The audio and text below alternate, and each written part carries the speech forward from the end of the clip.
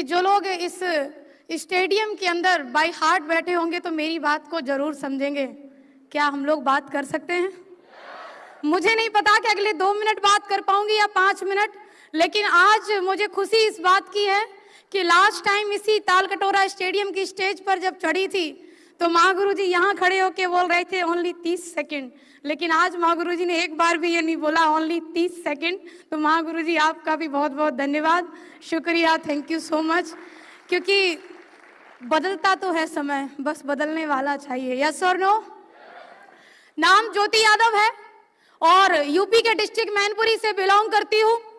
यह business एसलीपीएस wellness जब मैंने शुरुआत किया, जब मैंने ज्वाइन किया तो मैं एक स्टूडेंट थी, मैं पढ़ाई कर रही थी और पढ़ाई करते हुए मेरी बहुत बड़ी सोच, मेरी बहुत ज्यादा इच्छाएं नहीं थी।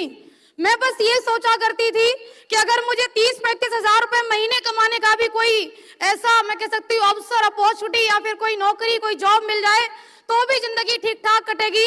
क्योंकि बैकग्राउंड से मेरी फैमिली के अंदर खेती होती है, मम्मी मेरी आंगनवाड़ी के अंदर है और आंगनवाड़ी की सैलरी किसी को बताने की जरूरत नहीं है।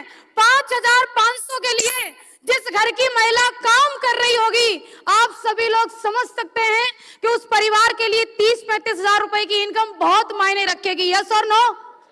एसलीपीएस वेलनेस मेरे परिवार में आया, मैंने भरोसा कर लिया, मैंने डिसीजन ले लिया कि मैं काम करूंगी, मैं इस बिजनेस के अंदर बुलंदियां छूंगी। लेकिन कहते हैं कि अगर आप भरोसा कर लेते हो, जरूरी नहीं कि आपकी सोच से मैच करे आपकी फैमिली की सोच। यस और नो?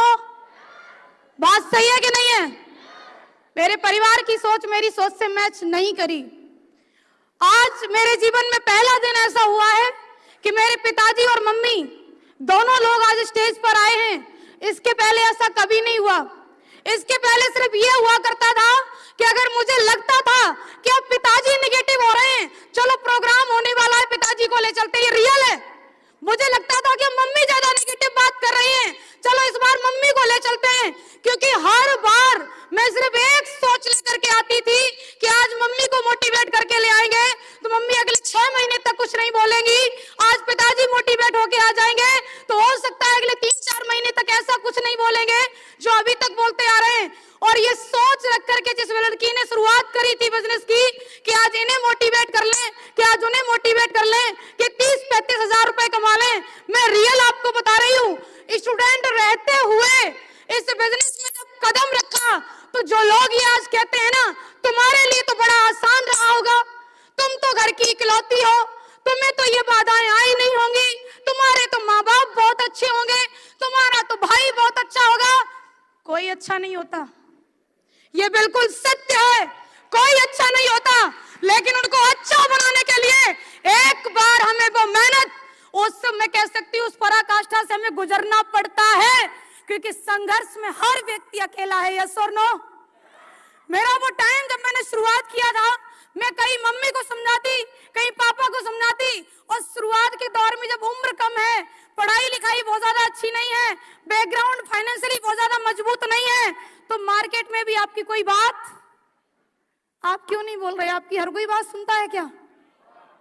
मार्केट में भी हमारी हर कोई बात नहीं सुनता। वो जो समय बीतता है ना, पूरे दिन फील्ड में रहना, 7-8 लोगों से प्लान करना, प्लान पे लगातार अलग अलग तरीके के रिजेक्शन झेलना, उसमें कोई रिजल्ट नहीं आता।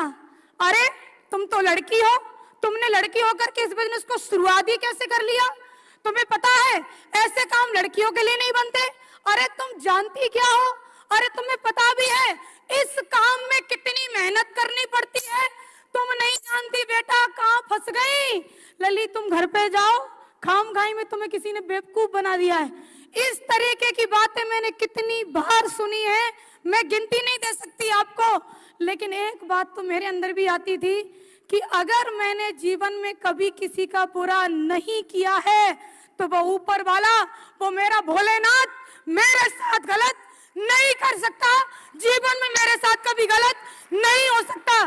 एक विश्वास, ना माँ बाप का साथ, ना भाई का साथ। और उस लड़की की तो कहानी अलग होती है जिस लड़की घर में भाभी और आ जाए। मैं रियल बता रही हूँ, अभी तक शायद इन बातों को मैं ज्यादा शेयर नहीं करती थी, लेकिन आज तो मौका है तो जरूर बोलूंगी। अलग ही कहानी होती है उस लड़की की, क्योंकि भाई एक बात शायद कहना ना चाहे, लेकिन भाभी कहलवाई देती है। कहो, सुबह सुबह जाती हैं, शाम को आती हैं, इनके हिस्से का काम मैं करती हूँ। क्या ये झाड़ू पोछा भी लगाने लायक नहीं है? ये खाने के टाइम पे सुबह होती हैं, खाने के टाइम पे शाम को होती हैं, खाने के टाइम पे तो एकदम से आ जाती हैं, लेकिन काम करने के टाइम पे अकेली मैं होती हूँ। बहुत सारी चीजें मैं रियली आपको बता रही हूँ कि जितनी मेरी काउंसलिंग ये फ्रंट लाइन पे बैठे मेरे अपलाइन, मेरे सीनियर मुझे काम करने के लिए नहीं किए, उससे ज्यादा काउंसलिंग मेरे माँ बाप ने, मेरे अपनों ने इस काम को छोड़ने के लिए करी। मेरे घर के अंदर पंचायत लगती थी, मैं लौट के आती थी, एक तो हारी थकी और पूरे दिन अलग अलग तरीके की बातें सुनने के बाद जब लौटती थी, पिताजी कहते थे कुछ नहीं हुआ लली, अभी भी छोड़ दो, कोई बात नहीं, ज्यादा नहीं फंसे होंगे, अभी भी छोड़ दो। तुम सच्ची बता रहे हैं, अभी भी समझ जाओ। तुमने किसी लड़की को डायमंड बनते हुए देखा? आज आपने देखा?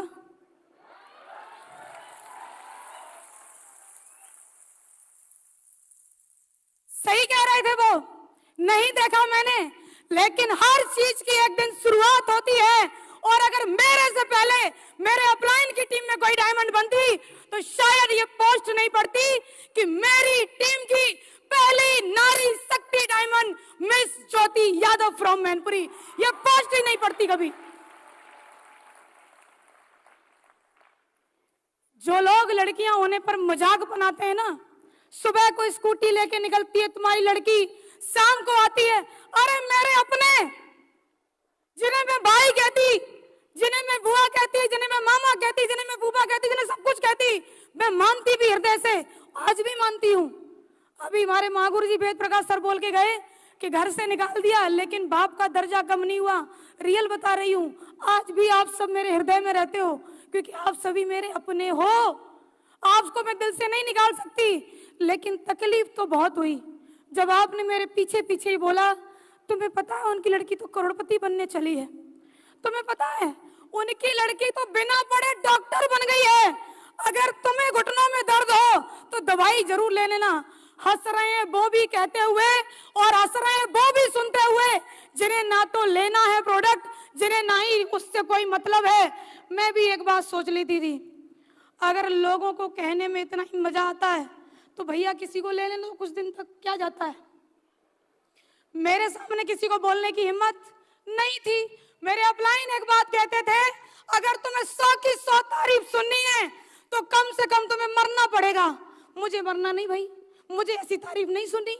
अगर तुम जिंदा हो तो तुम्हारी निंदा होगी, और मुझे कोई फर्क नहीं पड़ता ऐसी निंदा से, जिस निंदा के होते हुए जो लोग चैलेंज करते थे ज्योति यादव को कि लड़की होके ऐसे काम में गई हो, जिस काम के अंदर टीम बनती है, टीम टूटती है, लोग सुनते नहीं हैं, लोग मजाक बनाते हैं। एक शहर से दूसरे शहर जाने का बिजनेस है, एक प्रदेश से दूसरे प्रदेश जाने का बिजनेस है। आज उनसे ही कहना चाहती हूँ, अब किसी लड़की को नादान समझ के इस तरीके से मत बोलना, क्योंकि ज्योति यादव को तुमने चैलेंज किया था तो एक जवाब लेकर के जाइए कि टीम जो आप 2-3 की टीम के लिए चैलेंज करते थे, वो 2-3 की टीम वो 100-50 की बनी, वो 1000-2000 की बनी, वो 10 से 15,000 की बनी, और आज वही टीम 20,000 की संख्या को क्रॉस कर चुकी है। 20,000 परिवार। कौन जुड़ेगा तुम्हारी कंपनी में? प्रोडक्ट बहुत महंगे हैं, ब्रांड बेचते हैं ब्रांड, और ब्रांड की कीमत सस्ती नहीं होती भाई, नहीं होती। मिले हमें वो लोग शुरुआत में, जब मैं भी स्कूटी से, सामने वाला भी प्लेटिना से, और हमको बोल रहा है कब से शुरू किया है। हमने बोला बस अंकल जी अभी अभी 3-4 महीने हुए हैं। बोला 18 साल हो गए हैं, 18 साल के एक्सपीरियंस से बोल रहा हूं। हमने बोलो प्रभु क्या बोल रहे हैं आप? बोले एमएलएम में जो बोला जाता है वो होता नहीं है, एमएलएम में जो लोग दिखाते हैं वो अकाउंट में आता नहीं है। जो लोग बोलते हैं वो सिर्फ कागजों पे होता है, अकाउंट में कभी नहीं आता। तो सुन के जाइए कि आज इस असली पीएस वेलनेस के अंदर एक गांव की लड़की जिसने शुरुआत किया तो फर्स्ट पे आउट मेरा भी 2500 का बना, और लोगों ने बोला कि हजारों तो कोई भी दे देगी, हजारों तो यहाँ से आ जाएगा, हजारों तो बाहर से आ जाएगा।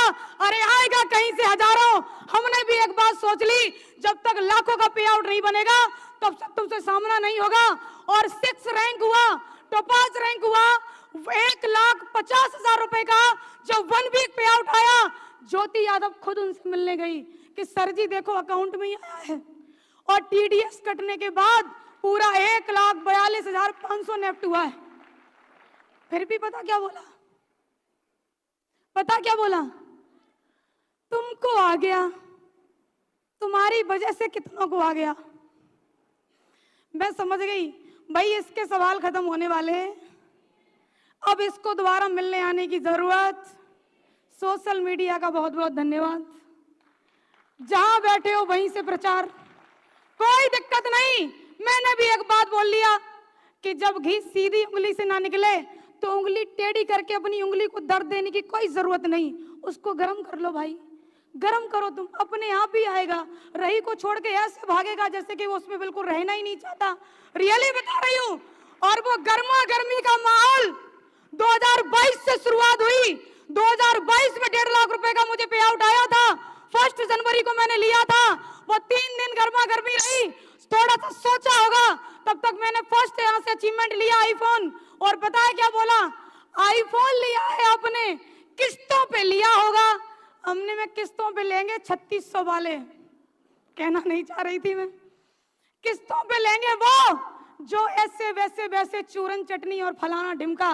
हम एसलीपीएस करते हैं, ब्रांड है ब्रांड, और हमें किस्तों पे लेने की जरूरत नहीं है। आईफोन लेने के बाद वो गर्मा गर्मी शांत नहीं होने दी। फिर से एक तारीख आई 31 मार्च 2022, और यही लड़की जो टॉपाज थी अगले 3 महीने के अंदर 2,52,000 के पे आउट के साथ रूबी स्टार बनकर उसके सामने आई, रूबी स्टार रैंक। और पता है फिर उन्होंने क्या कहा? अरे सुनना चाहते हैं? अब तो हमें लगता है कि तुम कर जाओगे, क्या ऐसा कुछ हो सकता है? हमने बोला सेटिंग नहीं, काम कर भाई, काम करेगा तो सब कुछ होगा। बोला नहीं, हम तो 18 साल, टैग लगा लिया उसने, आई एम 18, तू लगा ले टैग। और आज भी बड़ी खुशी होती उसको देख करके मुझे, ना बाइक बदली, ना वो, ना उसका ईगो और ना उसकी शकल सूरत। वो 2,52,000 का पे आउट, गर्मा गर्मी बनी रहनी चाहिए माहौल के अंदर, और वो गर्मा गर्मी आज दिन तक बरकरार रखी। फिर से एक डेट आई, जिस डेट का मैं कह सकती हूँ वो 31 अक्टूबर 2022। आज भी जाकर के सोशल मीडिया पे चेक कर लेना, ज्योति यादव का सफायर रैंक हुआ और फिर से 1 वीक पे आउट बनाया, दुबई के ट्रिप के साथ में बनाया। वो 3,60,000 रुपए का आया, 3,60,000 रुपया एक बार में। क्या लगता है गर्मा गर्मी शांत होने दी होगी? ना, क्योंकि हमें मेहनत करने की जरूरत नहीं है। गर्मा गर्मी लगातार रहेगी और बनी रहेगी माहौल के अंदर। बोला अच्छा तो पैसा तो आता है लेकिन कुछ दिखता नहीं है। हमने कहा क्यों नहीं दिखेगा तुमको भाई, क्यों नहीं दिखेगा? बोला हमने सुना तुम कार लेने वाली हो। हमने कहा बिल्कुल लेने वाले हैं। और हमसे कहा उसने 5-7 लाख से ज्यादा की मत लेना। हमने कहा क्यों अंकल जी? बोले छोटी छोटी कारें ही लड़कियों पे सूट करती हैं। लड़कियों पे क्या सूट करती तू आदमी कैसे बता सकता है? वो तो लड़की बता सकती है क्या सूट करता है क्या नहीं करता है। अरे मेरे ऊपर सेंट्रो सूट करेगी कि अल्टो सूट करेगी, ये तो मैं लड़की हूं तो मैं जानू, तू कैसे जानता है भाई कि मेरे ऊपर क्या सूट करेगा? वो बोला कि 5-7 लाख की लेना। और पता है क्यों बोला? क्योंकि उसकी औकात यहीं तक जाने की थी। लेकिन ज्योति यादव ने अपनी फर्स्ट कार का अचीवमेंट ही 14 लाख रुपए की कार से शुरुआत किया सोनेट से किया। गर्मा गर्मी बंद नहीं होने देंगे ना, बस हो जाए चैन से। और हम नहीं सोने देंगे भाई, क्योंकि उसने बिल्कुल गलत व्यक्ति का चुनाव किया चैलेंज करने के लिए। चैलेंज किया था उसने, लड़की होकर के नेटवर्क को बिल्डअप करके, अरे लड़की होके कभी दिखा देना, एक प्रदेश से दूसरे प्रदेश में बिजनेस पहुंचा करके लड़की होकर के कभी हमें दिखा देना कि तुम्हारी टीम में कितनी महिलाएं सफल हैं। आज ज्योति यादव की टीम के अंदर महिलाओं के अचीवमेंट बताने की कोई अलग से एक्सप्लेनेशन देने की जरूरत नहीं है, और उस गर्मा गर्मी को बरकरार रखने के लिए फिर से एक रैंक किया 14 जुलाई 2023, और जिस रैंक का नाम स्टार सफायर, और 1 वीक पे आउट 8,50,000 बना के दिखाया, और वो आज भी वही है, नहीं बदला वो। और तुम्हें क्या लगता है हम उसको बदलना चाहते हैं? बिल्कुल नहीं, क्योंकि ऑडियंस भी होनी चाहिए भाई। तुम्हारी पोस्ट पढ़े तो देख करके कमेंट ना करने वाला भी होना चाहिए, पोस्ट पढ़े तो रात भर ना नींद आए ऐसा भी कोई होना चाहिए।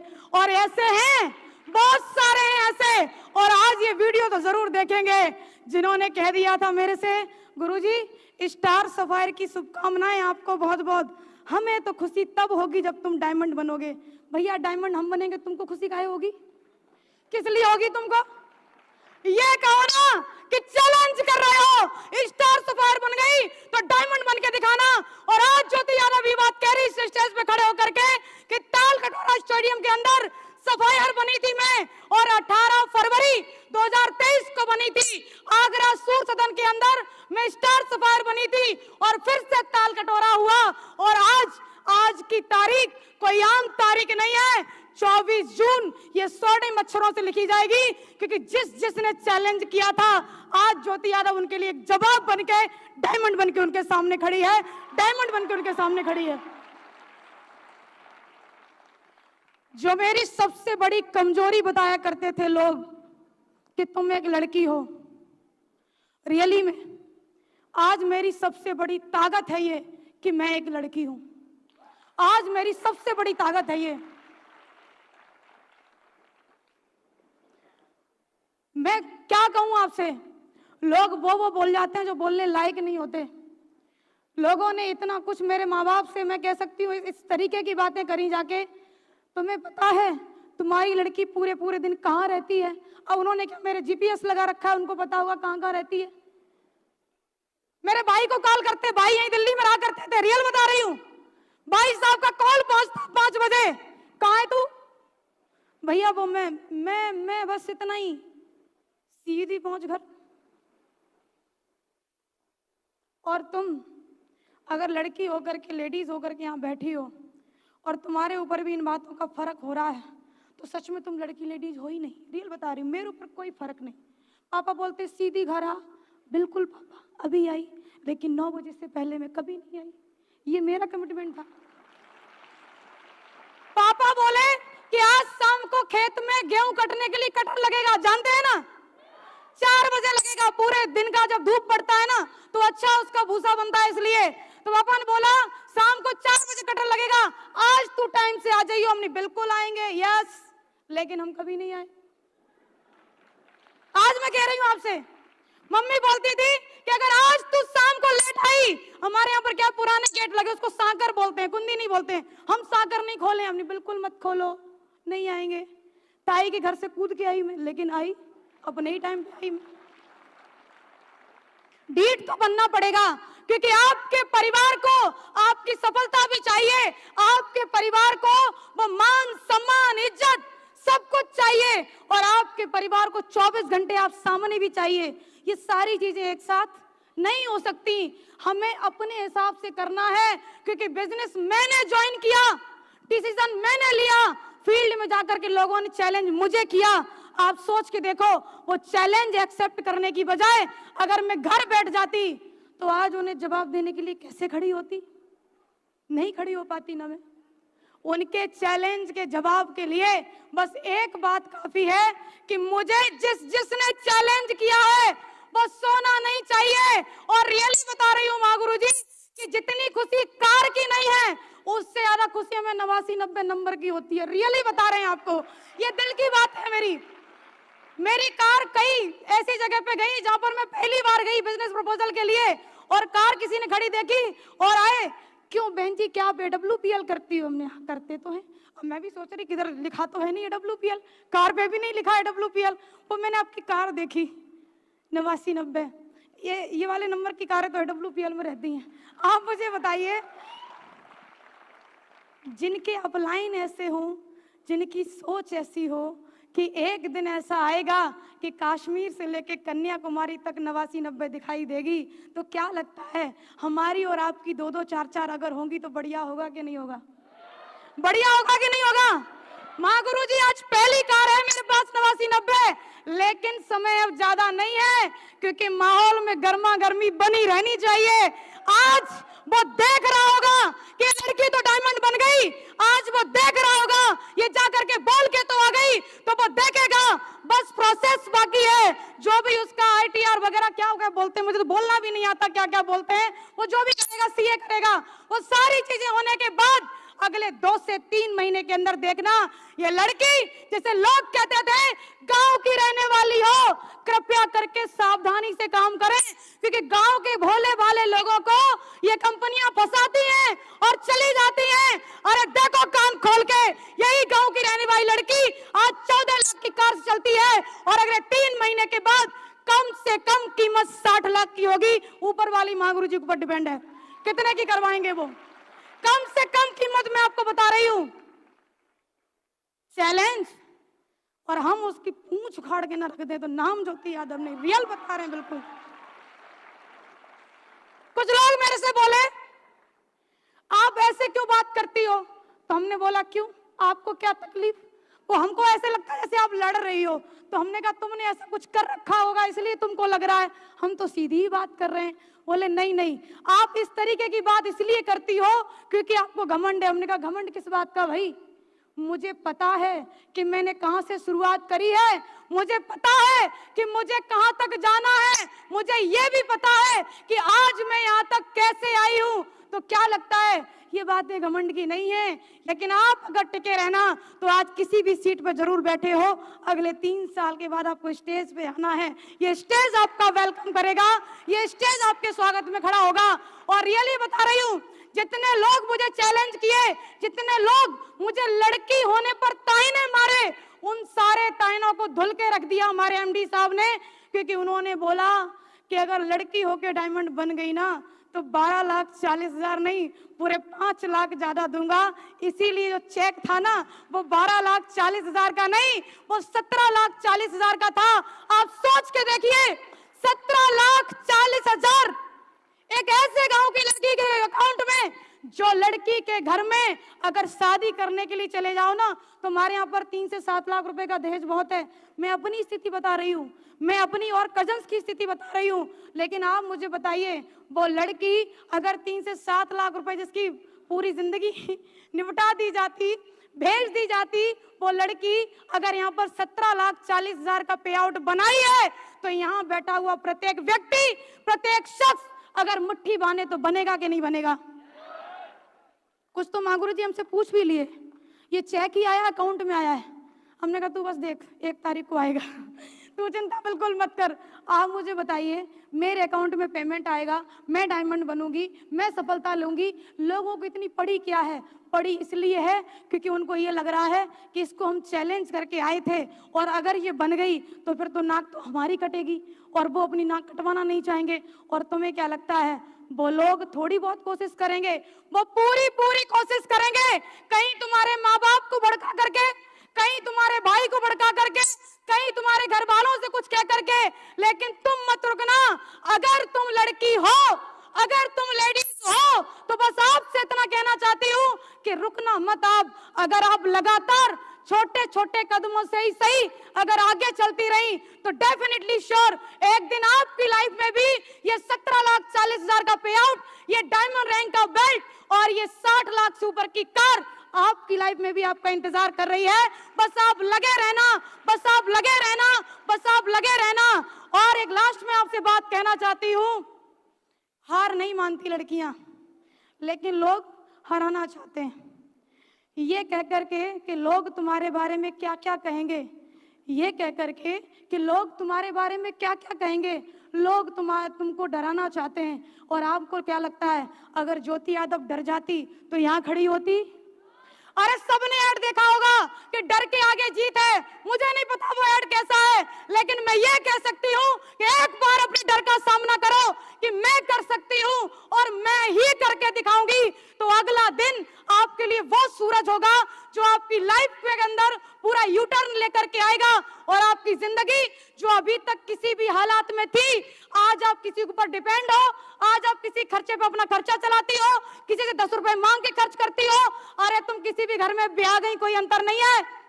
अगर तुम्हारा पति कुछ भी करता है, बात खरी है लेकिन बिल्कुल सही है, अगर आपका पति कुछ भी करता है और आप उसके पैसे खर्च कर रही हो, तो अपने आप को देखो कि तुम्हारी वैल्यू क्या है।